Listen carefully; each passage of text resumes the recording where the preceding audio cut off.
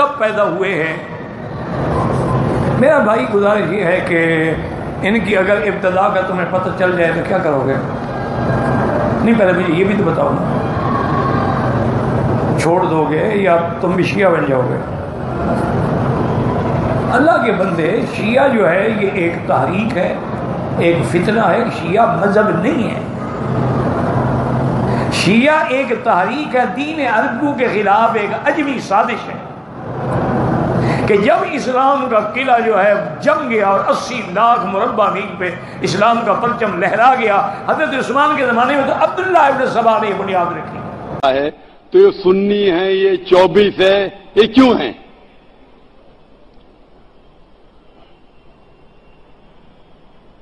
بہن قرآن مجید میں کہیں بھی سنی اور 24 نہیں لکھا ہے، 24 نمبر کا سورہ ہے، لیکن قرآن مجید میں 24 نہیں لکھا ہے، نہ سنی لکھا ہے۔ اعوذ باللہ من الشیطان الرجیم، بسم اللہ الرحمن الرحیم، اللہم صلی علی محمد وآل محمد وعجل فرجہم۔ معزز مومنین کرام، السلام علیکم ورحمۃ اللہ وبرکاتہ۔ جیسا کہ آپ نے ویڈیو سنا، اس میں ذاکر نائک صاحب کہہ رہے ہیں کہ قرآن کریم میں سنی وغیرہ کسی بھی مسلک کا ذکر نہیں ہے، اور دوسرا ویڈیو سنا، اس میں مولوی مکی کہہ رہا ہے کہ شیعہ کوئی فرقہ نہیں ہے، کوئی مذہب نہیں ہے، بلکہ ایک تحریک ہے جو بعد میں عبداللہ ابن سبا وغیرہ کی وجہ سے شروع ہوئی۔ تو اب سب سے پہلے میں شیعہ کا معنی عرض کرنا چاہوں گا کہ جس کو لغات الحدیث علامہ وحید الزمان خان صاحب نے اپنی لغات الحدیث کے اندر بھی تحریر فرمایا، اور باقی بھی آپ لغت کی کتابوں میں دیکھ سکتے ہیں کہ شیعہ کا جو لفظی معنی ہے، شیعہ کا لفظی معنی ہے پیروکار، مطیع، فرمانبردار، پیچھے چلنے والا، پیروی کرنے والا وغیرہ وغیرہ۔ محب کا معنی بھی لکھا گیا ہے کہ جو امیر المومنین علیہ الصلاۃ والسلام سے محبت رکھتا ہو تو وہ بھی شیعہ ہے۔ تو اب اس کے بعد ذاکر نائک صاحب کے حوالے سے عرض کروں کہ ذاکر نائک صاحب نے بالکل ٹھیک کہا، قرآن کریم کے اندر کسی بھی مسلک کا ذکر نہیں ہے، اسلام اور مسلمان کا ذکر ہوا ہے۔ تو میں گزارش کروں کہ جناب اسلام اور مسلمان، یہ دین اسلام یعنی دین کا نام ہے اسلام، یہ دین کا نام ہے۔ آگے اس کے فرقے ہیں، اہل سنت، اہل تشیع، بریلوی، اہل حدیث، دیوبندی وغیرہ وغیرہ، یہ سارے فرقے ہیں۔ یعنی اسلام اصل ہے اور یہ ساری اس کی فرعیں ہیں۔ قرآن کریم میں آپ بجا کہہ رہے ہیں کسی مسلک کا ذکر نہیں ہوا، اسلام اور مسلمان کا ذکر ہوا ہے، تو جناب بے شک ایسا ہی ہے، اسلام اور مسلمان کا ذکر ہوا، لیکن فرقوں میں سے جو اسلامی فرق ہیں ان میں سے ایک فرقے کا ذکر بھی ہوا ہے جو کہ فرقہ شیعہ ہے، یعنی اہل تشیع کا ذکر ہوا ہے، شیعہ کا ذکر ہوا ہے قرآن کریم میں۔ آپ کے فرقے کا اور مسلک کا ذکر نہ ہوا ہو تو یہ علیحدہ بات ہے۔ اب مولوی مکی جو ہے، جیسا کہ ابھی آپ نے سنا، وہ کہہ رہا ہے کہ یہ بعد میں عبداللہ ابن سبا کی وجہ سے وجود میں آیا شیعہ فرقہ، یہ پہلے موجود نہیں تھا۔ تو اب آئیے قرآن کریم سے پوچھتے ہیں اور قرآن کریم میں دیکھتے ہیں کہ شیعہ فرقہ کب وجود میں آیا اور کب سے ہے، اور کون کون شیعہ ہے۔ تو سب سے پہلے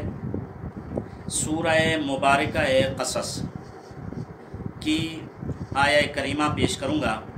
جس کے اندر ایک مشہور و معروف واقعہ ہے کہ حضرت موسیٰ علیہ السلام ایک جگہ سے گزر رہے ہیں، دو بندے آپس میں لڑ رہے ہیں۔ قرآن سورہ قصص، قرآن کہہ رہا ہے، یعنی خدا کہہ رہا ہے کہ ان دونوں لڑنے والوں میں سے ایک موسیٰ علیہ السلام کا شیعہ تھا اور دوسرا موسیٰ علیہ السلام کا دشمن تھا۔ اب یہاں پر ایک لفظ شیعہ استعمال کیا اللہ نے، یعنی موسیٰ علیہ السلام کا شیعہ، اور اس کے مد مقابل یہ پوائنٹ یاد کرنے کی چیز ہے کہ ایک نبی کا شیعہ اور دوسرا مد مقابل میں उदुव यानी नबी का दुश्मन, एक शिया, उसके मद्दे मुकाबिल जो कुरान में लफ्ज़ इस्तेमाल हुए है वो अदू की इस्तेमाल हुई है, यानी दुश्मन नबी। एक तरफ शिया नबी, दूसरी तरफ दुश्मन नबी। अब उन दोनों लड़ने वालों में से जो शिया था, कुरान कह रहा है कि फस्तग़ासहुल्लज़ी मिन शियातिही अलल्लज़ी मिन अदुव्वे, यानी उन दोनों लड़ने वालों में से जो हज़रत मूसा अलैहिस्सलातु वस्सलाम का शिया था, पैरोकार था, मुतीअ था, फरमाबरदार था, मुहिब था, उसने मूसा अलैहिस्सलातु वस्सलाम को पुकारा अदुव्वे मूसा अलैहिस्सलातु वस्सलाम पर मदद के लिए, यानी मदद तलब की मूसा अलैहिस्सलाम से, मूसा अलैहिस्सलाम के शिया ने। अब ये सूरह क़सस और कुरान कह रहा है, तो इससे एक बात तो ये भी वाज़ेह हो जाती है कि शिया अपने आका से, यानी जो किसी का शिया होता है वो अपने आका से, जिसका शिया है, जिसका फरमान बरदार है, उससे मदद मांग सकता है। ये रूह कुरान से साबित है। इसलिए कुरान ने कहा फस्तग़ासहुल्लज़ी मिन शियातिही अलल्लज़ी मिन अदुव्वे, कि जो शिया था उसने मूसा अलैहिस्सलाम से मदद की दुश्मन के मद्दे मुकाबिल। और मूसा अलैहिस्सलाम ने जवाबन ये नहीं कहा कि अल्लाह से मदद मांगो, मुझसे मदद मांगना जो है वो शिर्क व कुफ्र है, बिदअत है, नहीं, बल्कि मदद की। अब यहाँ से एक बात ये भी तय हो जाती है कि नबी अलैहिस्सलातु वस्सलाम यानी हज़रत मूसा अलैहिस्सलातु वस्सलाम के मानने वाले को कुरान ने शिया फरमाया है। तो बात वाज़ेह है कि शिया का वजूद कम अज़ कम हज़रत मूसा अलैहिस्सलातु वस्सलाम के दौर से है। चाहे मूसा अलैहिस्सलाम का शिया सही, आप अली अलैहिस्सलाम का शिया, मैं भी नहीं कह रहा हूँ कि अली अलैहिस्सलाम का शिया, मूसा अलैहिस्सलाम का शिया, लेकिन मूसा अलैहिस्सलाम का सुन्नी या कुछ और नहीं कहा गया, मूसा अलैहिस्सलाम का शिया फरमाया कुरान ने और खुदावंद रहमान और रहीम ने। अब थोड़ा सा इससे बल्कि बहुत ज़्यादा पीछे चलते हैं, यानी हज़रत इब्राहीम अलैहिस्सलाम के ज़माने में। अब सूरह मुबारक साफ़ात में इरशाद रहमान और रहीम है, व इन्ना मिन शियातिही ला इब्राहीम, बेशक हज़रत इब्राहीम अलैहिस्सलातु वस्सलाम उसके शियों में से थे, उसके शियों में से हैं। अब वह इन्ना मिन शियातिही, ये जो ही की ज़मीर है, किसके शियों में से, किसके शियों में से हैं हज़रत इब्राहीम अलैहिस्सलातु वस्सलाम? इस बारे दो नज़रिए हैं। एक नज़रिया जिसकी तरफ अक्सर उलमा गए हैं वो ये नज़रिया है कि यानी नूह अलैहिस्सलातु वस्सलाम के शिया और पैरोकार, नूह अलैहिस्सलाम के फरमान बरदार। अगर ये माना जाए कि नूह अलैहिस्सलाम के फरमान बरदार हज़रत इब्राहीम अलैहिस्सलातु वस्सलाम, तो भी बात फिर भी वाज़ेह और मतलब हमारा ही साबित होता है कि चाहे उम्मती नबी का पैरोकार हो उसे भी शिया कहा गया, यानी मूसा अलैहिस्सलाम का शिया सूरह क़सस में, और यहाँ सूरह साफ़ात में एक नबी दूसरे नबी का पैरोकार है, तो चाहे नबी दूसरे नबी का पैरोकार और फरमान बरदार और मुहिब या जो भी माना कर लें हो, तो उसे भी खुदा शिया कहता है, कुछ और नहीं कहता। और दूसरा नज़रिया वो ये है कि हज़रत इब्राहीम अलैहिस्सलातु वस्सलाम हज़रत अली अलैहिस्सलाम के शिया थे, यानी ये ही की ज़मीर हज़रत अली अलैहिस्सलाम की जानिब पलट रही है, यानी अली अलैहिस्सलाम के शिया थे। और इसके लिए मैं शिया किताब का हवाला नहीं देता, बरादरान अहले सुन्नत की लुगातुल हदीस, अल्लामा वहीदुज़्ज़मान साहब जिन्होंने सही बुखारी वगैरह का हाशिया भी तहरीर फरमाया, लुगातुल हदीस, इसके अंदर जहाँ पर शिया के माने इन्होंने पेश किए हैं, यानी किताब शीन के अंदर शीन बिल या का जो बाब है उसमें जहाँ पर लफ्ज़ शिया आया, शिया के मानी बयान किए, वहाँ पर यह रिवायत दर्ज की है कि एक रात हुज़ूर सल्लल्लाहु अलैहि वसल्लम अपने असहाब से गुफ्तगू कर रहे थे मस्जिद के अंदर, तो आप सल्लल्लाहु अलैहि वसल्लम ने फरमाया कि जब भी मुझसे पहले के अंबिया का ज़िक्र करो तो पहले मुझ पर सलाम भेजो, दुरूद भेजो, फिर बाद में उन पर सलाम और दुरूद भेजो। मसलन नूह अला नबीना व अलैहिस्सलाम, यानी पहले मुझ पर सलाम भेजना, बाद में उस नबी पर सलाम भेजना जिसका तुमने ज़िक्र किया है। مگر جس وقت میرے دادا ابراہیم علیہ السلام کا ذکر کرو تو اس وقت پہلے میرے دادا ابراہیم پر سلام کرو، یعنی علیہ وعلی نبینا السلام، پھر مجھ پر سلام کرنا۔ پوچھا گیا یا رسول اللہ صلی اللہ علیہ وآلہ وسلم، یہ فضیلت، یہ مرتبہ حضرت ابراہیم علیہ السلام کو کیسے حاصل ہوا؟ تو حضور صلی اللہ علیہ وآلہ وسلم نے ارشاد فرمایا کہ جس وقت مجھے معراج کے لیے آسمانوں پر لے جایا گیا تو میں جس وقت تیسرے آسمان پر پہنچا، وہاں پر ایک نور کا منبر لگایا گیا، جس کی پہلی سیڑھی پر میں بیٹھا، اس کے دوسرے زینے پر حضرت ابراہیم علیہ السلام تشریف فرما ہوئے اور باقی انبیاء ارد گرد بیٹھے۔ یا نورانی ناقہ پر ایک طرف سے حضرت علی علیہ السلام، جن کا چہرہ 14ویں چاند کی طرح چمک رہا تھا، تشریف لائے۔ حضرت ابراہیم علیہ السلام نے مجھ سے پوچھا، اے سردار، یہ کوئی نبی ہے یا ملک مقرب ہے؟ تو میں نے کہا، اے دادا جان، یہ کوئی نبی نہیں، یہ کوئی ملک مقرب نہیں، بلکہ میرے چچا ابو طالب علیہ السلام کا بیٹا، میرے علم کا وارث، میرا داماد علی ابن ابی طالب علیہ السلام ہے۔ تو اس وقت حضور صلی اللہ علیہ وآلہ وسلم فرماتے ہیں کہ جیسے ہی میں نے یہ کہا تو فوراً حضرت ابراہیم علیہ السلام نے دست دعا بلند فرمایا اور دعا کی، اللہم اجعلنی من شیعت علی ابن ابی طالب،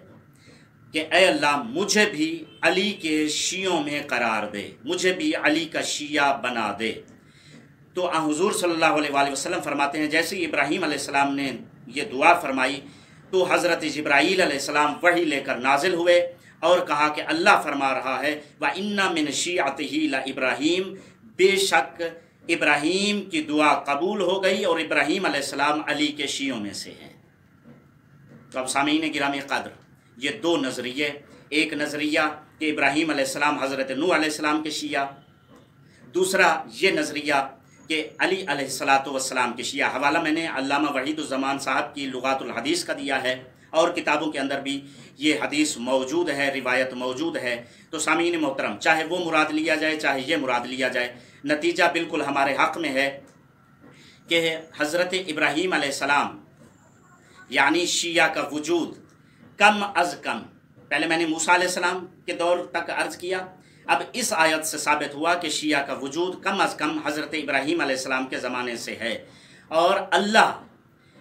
چاہے نبی کا پیروکار ہو اسے بھی شیعہ کہتا ہے، چاہے نبی ہی کیوں نہ ہو، چاہے امتی ہو اسے بھی شیعہ فرماتا ہے۔ اور دوسرا نظریہ وہ تو بالکل ہی پھر ہمارے حق میں چلا جاتا ہے کہ ابراہیم علیہ السلام علی کے شیعہ تھے، علی علیہ السلام کے پیروکار، مطیع فرمان بردار تھے، اور اس میں کچھ مذائقہ بھی نہیں ہے۔ غدیر خم والی حدیث میں بات زیادہ طولانی نہ کروں، حدیث خم میں، غدیر خم کے میدان میں جو حضور صلی اللہ علیہ وآلہ وسلم نے فرمایا من کنت مولاہ فہذا علی مولا، جس کا میں مولا ہوں اس کے علی مولا ہیں۔ یہ عوام کو دھوکہ دیتے ہیں اور کہتے ہیں کہ یہاں پر دوستی کا اعلان کیا ہے، علی علیہ السلام کی دوستی کا اعلان کیا ہے۔ تو جناب مجھے یہ بتائیے، نبی نے فرمایا من کنت مولا ہوں، جس کا میں مولا ہوں، تو کیا حضور صلی اللہ علیہ وآلہ وسلم ابراہیم علیہ السلام کے دوست تھے یا سردار؟ آدم علیہ السلام کے دوست ہیں یا سردار؟ موسیٰ و عیسیٰ علیہ السلام کے دوست ہیں یا مولا و آقا و سردار ہیں؟ تو حضور نے فرمایا کہ من کنت مولا، جس کا میں مولا و سردار ہوں، فہذا علی مولا، اس کا یہ علی مولا و سردار ہے۔ اور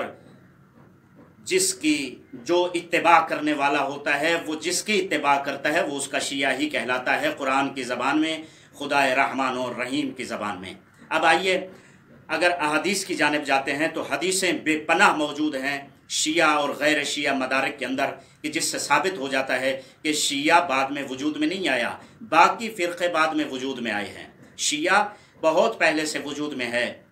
اور یہ مطمع نظر پروردگار فرقہ ہے، جس کے لیے میں صرف 2 حدیثیں عرض کروں گا، اگرچہ حدیثوں کے انبار ہیں۔ پہلی حدیث صواعق محرقہ کے اندر پہلے باب اور پہلی فصل، اس کے اندر طبع مصر ہے، صواعق محرقہ باب اول فصل اول طبع مصر۔ اس کے اندر ابن عباس سے روایت ہے کہ جس وقت سورہ مبارکہ بینہ کی یہ آیت نازل ہوئی، ان الذین آمنوا وعملوا الصالحات اولئک هم خیر البریہ،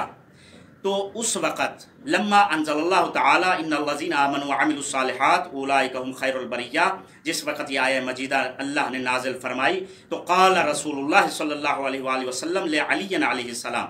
ابن عباس فرماتے ہیں کہ حضور صلی اللہ علیہ وآلہ وسلم نے علی علیہ السلام کے لیے فرمایا ہم انت و شیعتک یوم القیامت راضین مرضیین و یاتی عدوک غضبا مقمحین۔ حضور صلی اللہ علیہ وآلہ وسلم نے فرمایا کہ اس آیہ مجیدہ میں جس خیر البریہ کا ذکر ہے اے علی وہ تم اور تمہارے شیعہ ہو۔ یہاں بھی حضور صلی اللہ علیہ وآلہ وسلم نے شیعہ یعنی ہم انت و شیعتک، اے علی تو اور تیرے شیعہ۔ اب دوسری حدیث عرض کرتا ہوں، اسی آیہ سورہ بینہ کی اسی آیہ کریمہ کے ذیل میں تاریخ ابن عساکر کے اندر اس کی دوسری جلد طبع بیروت کے اندر یہ حضرت جابر بن عبداللہ انصاری سے یہ حدیث نقل ہے۔ حضرت جابر فرماتے ہیں کہ ہم حضور صلی اللہ علیہ وآلہ وسلم کے پاس بیٹھے ہوئے تھے کہ امیر المومنین علیہ الصلوۃ والسلام یعنی حضرت علی بن ابی طالب علیہ الصلوۃ والسلام تشریف لائے، تو حضور صلی اللہ علیہ وآلہ وسلم نے علی علیہ السلام کی جانب دیکھ کر فرمایا کہ اس خدا کی قسم جس کے قبضہ قدرت میں مجھ محمد صلی اللہ علیہ وآلہ وسلم کی جان ہے، یہ علی اور اس کے شیعہ قیامت میں کامیاب ہوں گے۔ آیات اور روایات، اس کے علاوہ بے حساب روایات اور احادیث ہیں جس میں حضور صلی اللہ علیہ وآلہ وسلم نے علی کے عبداروں کو، محبوں کو، پیروکاروں کو شیعہ کہہ کر پکارا ہے، یعنی شیعیان علی، اور ان کو کامیابی کی جنت کی بشارت دی ہے۔ تو میں یہ عوام کو دھوکہ دینے والے مولویوں سے کہوں گا کہ خبردار، کبھی شیعہ کو برا بھلا نہ کہنا، کہیں کسی نبی کی توہین نہ ہو جائے، کہیں وہ لوگ جن کے لیے نبی صلی اللہ علیہ وآلہ وسلم نے جنت کی بشارت دے رکھی ہے ان کی توہین نہ ہو جائے، علی علیہ السلام کے پیروکاروں کی اور مطیعوں کی توہین نہ ہو جائے۔ تو خداوند عالم ہمیں مرتے دم تک اور وقت موت علی ابن ابی طالب علیہ الصلاۃ والسلام کی شیعت نصیب فرمائے، اور محشر کے بعد بھی میدان حشر میں علی کا شیعہ کے ٹائٹل سے میدان حشر میں محشور فرمائے۔ والسلام علیکم ورحمۃ اللہ وبرکاتہ۔